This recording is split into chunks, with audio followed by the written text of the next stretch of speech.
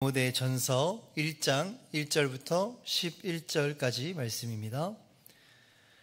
신약성경 디모데전서 1장 1절부터 11절까지 말씀, 신약 337페이지에 있습니다.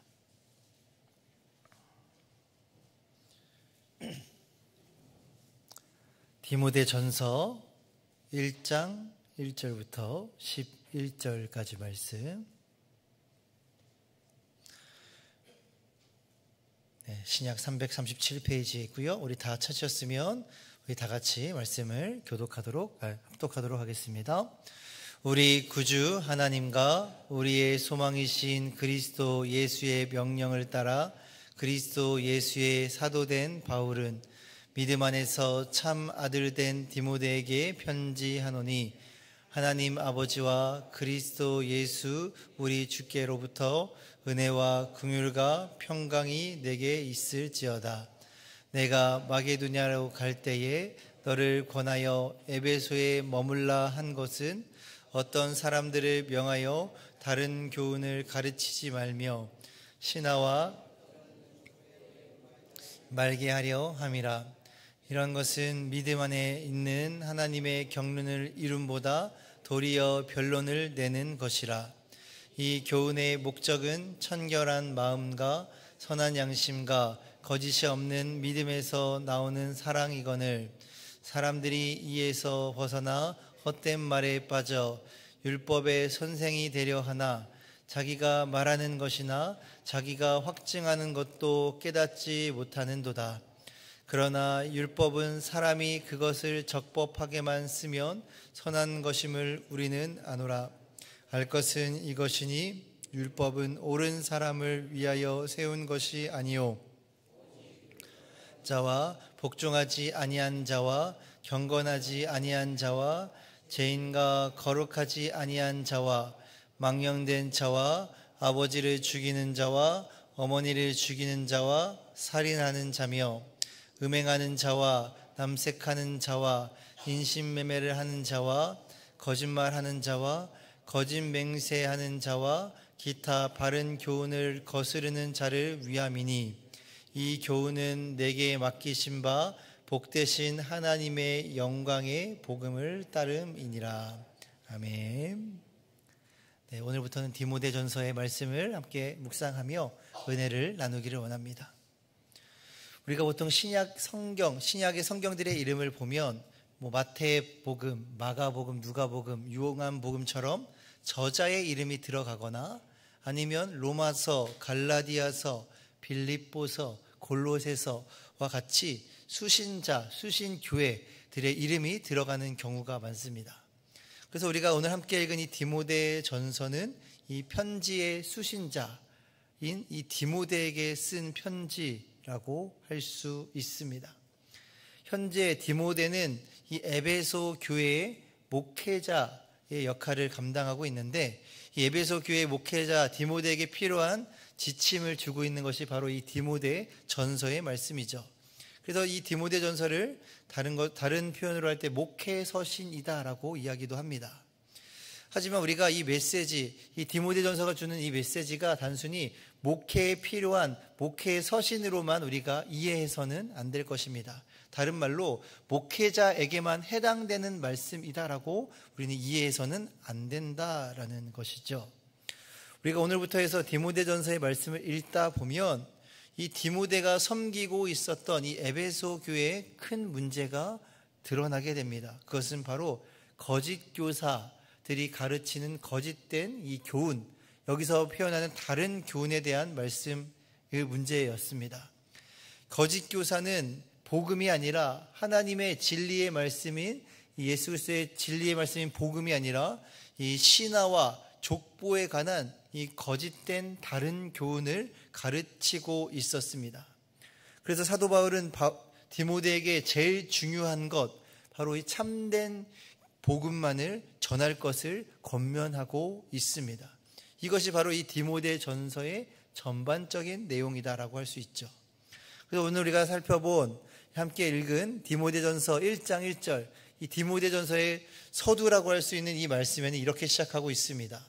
우리 구주 하나님과 우리의 소망이신 그리스도 예수의 명령을 따라 그리스도 예수의 사도된 바울은 이라고 시작하고 있습니다.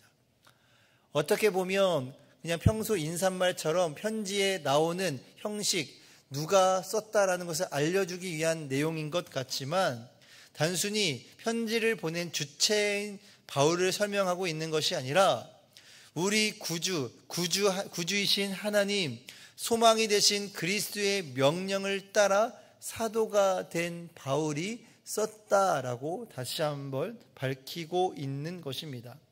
그래서 이것은 단지 바울이 디모데에게 썼다라는 어떤 개인적인 어떤 사적인 의미를 가지고 있는 것이 아니라 이것은 하나님과 예수 그리스도의 명령을 따라 쓴 편지, 곧 영적인 권위를 가지고 있는 편지다라는 것을 보여주고 있는 것이기도 한 것이죠.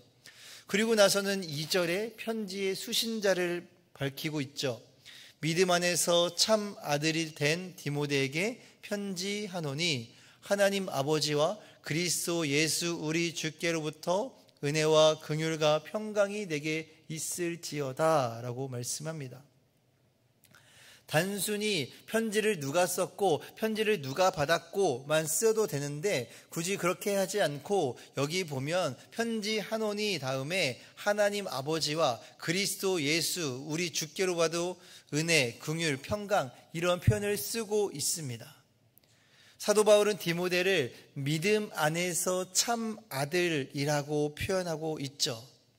이렇게 바울이 디모데에게 이렇게 표현하고 있는 것은 디모데가 실제로 바울을 아버지와 같이 따르며 바울도 그를 아들처럼 돌보아 주고 있었던 동역의 관계를 나타내고 있는 장면인 것입니다. 잘 아시다시피 사도 바울은 독신으로 살았죠. 그의 일생을 독신으로 살아왔기 때문에 그에게는 자녀가 없었습니다. 그에게 사도 바울에게 맡겨진 사명을 감당함에 있어서 하나님께서는 바울을 독신으로 살아가게 하셨어요. 그래서 그에게 육체적인 자녀는 없었지만 그에게 많은 영적인 자녀를 낳게 하셨죠. 그리고 바울의 그 수많은 영적인 자녀들은 마치 육신의 자녀가 아버지의 가업을 이어 그의 일들을 감당하듯이 그의 영적인 자녀 디모데를 포함한 많은 영적인 자녀들은 사도 바울이 걸어갔던 자신의 사명에 맞게 그 사명을 계승하며 살아왔습니다. 그렇다면 디모데에게 주어졌던 사명이 무엇이었을까요? 바로 오늘 본문 3절에 나타나고 있습니다. 내가 마게도냐로 갈 때에 너를 권하여 에베소에 머물라 한 것은 어떤 사람들을 명하여 다른 교훈을 가르치지 말며 라고 말씀하고 있습니다. 사도 바울이 디모데에게 준 사명이 무엇이었느냐? 그것은 바로 사도 바울이 마게도냐로 떠날 때에 디모데로 하여금 에베소에 머물라고 한 것입니다. 다시 말하면 에베소에서 그의 하나님의 말씀, 예수 그리스도의 복음을 가르치도록 했던 것이 바로 이 디모데의 사명이었던 것입니다. 디모데가 에베소에 있었던 이유는 바로 이 사도 바울, 영적인 아버지의 그 명령에 따라서 순종함으로 그 자리에 남아 있었던 것이죠. 그리고 그곳에서 다른 교훈을 가르치고 있었던 거짓 교사들이 다른 교훈들을 가르치지 못하도록 이 디모데에게 올바른 복음을 가르치도록 명령했던 것입니다. 그렇다면 제가 서두에도 말씀드렸고 지금 디모데에게 주어진 그 사명, 다른 교훈을 가르치지 못하도록 경계하기 위함이라고 했는데 그렇다면 이 사도 바울이 말하고 있는 이 다른 교훈은 무엇이었을까요? 그 다른 교훈에 대해서 4절부터 7절에 사도 바울은 이렇게 설명합니다. 신하와 끝없는 족보에 몰두하지 말게 하려 함이라 라고 이야기합니다.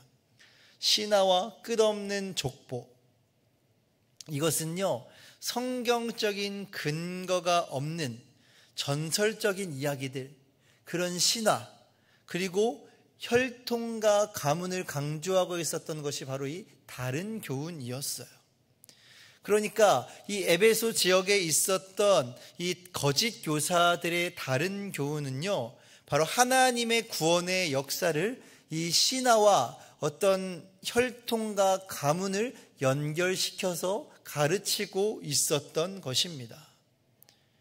그래서 사도 바울은 이러한 거짓 교사들의 가르침이 하나님의 경륜을 이루어 가는 데 있어서는 아무런 도움이 되지 않는다라고 말씀합니다.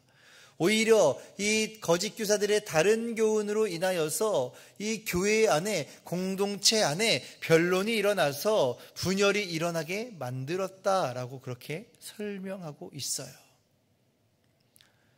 그런데 우리가 이 사도 바울의 가르침, 이 교훈의 말씀이 단순히 에베소 교회의 문제만이라고 볼 수는 없을 것입니다. 우리가 지금 우리 주변에 신앙생활을 하는 가운데에도 이러한 모습이 나타나고 있기 때문이죠. 어떤 신비한 영적인 체험들, 아니면 초자연적인 역사를 경험해야만이 그것이 구원과 연관되어져 있다라고 생각하는 사람들이 있어요. 그리고 저도 종종 말씀드리는 부분이 있지만, 내가 몇 대째 기독교 집안에서 태어났고 자랐고 부모님의 신앙이 어떠하고 이런 것들을 자랑하면서 구원과 연관시키는 분들이 있어요. 그런데요, 하나님의 구원의 역사, 하나님의 구원은요, 지극히 개인적인 차원에서 우리가 접근해야 됩니다. 이것이 무엇을 의미하냐면, 한 사람의 구원이라는 것은, 나의 구원이라는 것은 어떤 나의 부모님이 잘 믿었기 때문에, 신앙이 좋기 때문에가 아니라, 그리고 어떤 신비한 체험을 했기 때문에가 아니라, 우리의 구원이 어떻게 이루어지냐면 바로 나의 죄를 대속하신 예수 그리스도를 내가 믿음으로써 이루어지는 것이 바로 이 구원인 것이에요. 이러한 신앙의 고백이 없이, 이러한 믿음이 없이는 영적인 체험, 어떤 가문과 같은 조건이 구원을 이루어 갈 수가 없다라는 것입니다. 사도 바울은 그래서 자신의 영적인 아들인 디모데에게 사랑을 이루는 청결한 마음과 선한 양심, 거짓이 없는 믿음을 가르칠 것을 말씀하고 있어요. 이건 다른 말로 하면, 먼저는 디모데가 이러한 청결한 마음과 선한 양심과 거짓이 없는 믿음을, 그 믿음의 삶을 살아가기를 권면하고 있었던 것입니다. 그동안의 교회 안에 있었던, 특별히 에베소 교회 안에 있었던 그 성도들의 생각은요, 율법을 준수하면 아무런 문제가 없을 것이다 라고 그렇게 생각했습니다. 그래서 다시 한번 사도 바울은 에베소 교회 성도들에게 율법에 대한 올바른 이해를 제시해 줄 것을 디모데에게 권면해 주고 있어요. 그것이 바로 8절부터 11절까지 말씀이죠. 그러나 율법은 사람이 그것을 적법하게만 쓰면 선한 것임을 우리는 아노라. 알 것은 이것이니 율법은 옳은 사람을 위하여 세운 것이 아니요 라고 이렇게 말씀하면서 율법에 대해서 다시 한번 올바르게 가르치고 있어요. 많은 사람들은 사도 바울이 율법 폐기론자, 율법은 필요 없다라고 가르치는 것처럼 생각합니다만, 사실 누구보다도 사도 바울은 율법을 강조했던 사람 중에 한 사람이었어요. 에베소 교회 성도들은 이 거짓 교사의 다른 교훈들로 인하여서 참된 복음을 깨닫지 못하고 있었습니다. 복음의 진리를 오해하고 있었던 것이에요. 율법은 선한 것이며 죄를 드러나게 하는 목적이 있다라고 사도 바울은 설명합니다. 살인과 음행과 남색과 거짓말, 이런 죄악들이 죄임을 드러나게 하는 것이 바로 율법이었어요. 그래서 율법으로 인하여서 이 죄를 깨달은 사람이 해야 되는 것이 무엇이냐? 그것은 바로 예수 그리스도의 복음에까지 나아가게 하는 것, 이것이 율법이 가진 특징이었던 것이에요. 구원이라는 것은 예수 그리스도를 믿음으로써 은혜로 주어지는 것입니다. 율법으로 이루어지는 것이 아니에요. 이 시대의 많은 거짓 교사들, 이단들이 강조하는 것이 무엇입니까? 바로 이 율법으로 인한 율법과 같은 행위를 강조해요. 행위로 인하여서 공포심을 줍니다. 이렇게 하지 않으면 너네 천국 갈 수 없고, 이렇게 하지 않으면 하나님께서 심판하실 거고, 이러한 공포심에 의해서 그들을 그 이단 공동체에 묶어놓고 빠져나오지 못하게 만드는 거예요. 우리 여기 계신 우리 사랑하는 성도님들, 우리에게 주어진 그 복음은요, 하나님의 심판만이 담겨져 있는 것이 아니에요. 그 복음은요, 우리에게 기회를 주시는, 우리가 비록 죄를 짓고 넘어질지라도 우리에게 기회를 주시는 하나님의 사랑, 은혜가 담긴 것이 바로 이 복음이다라는 사실을 기억하시기를 바랍니다. 단순히 바울이 디모데에게 준 이 지침의 말씀이 아니라 이것은 복음을 증거하며 살아가야 하는 우리 모두에게 주어진 말씀이에요. 먼저는 디모데에게 주었던 것처럼 먼저는 우리가 올바른 교훈 안에, 올바른 그 복음 안에 서 있어야 하는 것이 중요합니다. 우리의 구원이 율법의 어떤 행위로서가 아니라 복음이 우리에게 말씀해주고 있는 예수 그리스도의 그 대속의 은혜, 이것을 믿음으로써 이루어진다라는 그 확신을 우리 가운데 먼저 가지고 살아가야 하는 것이죠. 그럴 때에 우리가 복음을 듣지 못하고 알지 못하고 살아가는 자들에게 증거하며 살아갈 수가 있는 것이에요.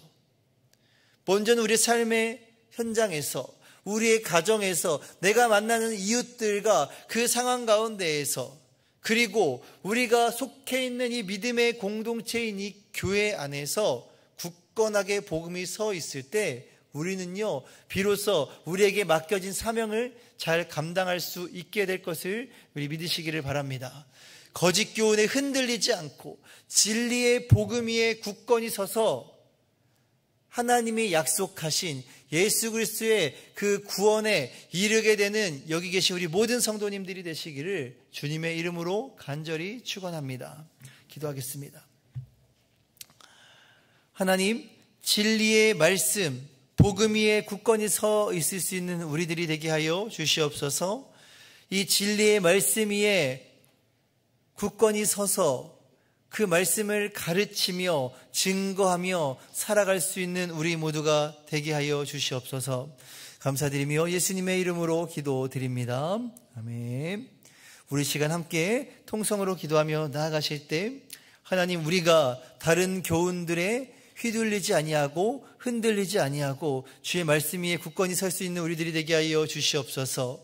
율법의 어떤 행위로나 우리의 어떤 다른 조건이 우리를 구원에 이르게 하는 것이 아니라 예수 그리스도의 그 대속의 은혜로 말미암아 그것을 믿음으로 우리가 구원에 이르게 될 줄로 믿사오니 하나님, 그 믿음이 우리 굳건하게 서 있을 수 있도록 우리의 삶을 붙잡아 주시옵소서. 그리고 그 복음을 증거하는 삶을 살아가는 우리들이 되게 하여 주시옵소서라고 우리 시간 들었던 말씀을 기억하시면서 함께 기도하며 나아가기를 원합니다.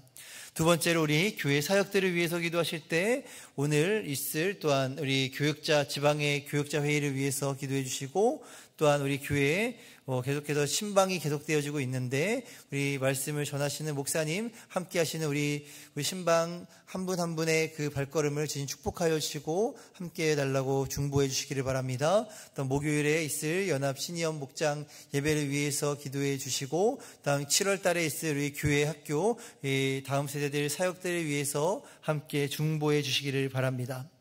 마지막으로 우리 각자 가지고 나오신 기도 제목들이 있다면 우리 시간 주여 한번 외치고 함께 통성으로 기도하며 나아가겠습니다. 주여,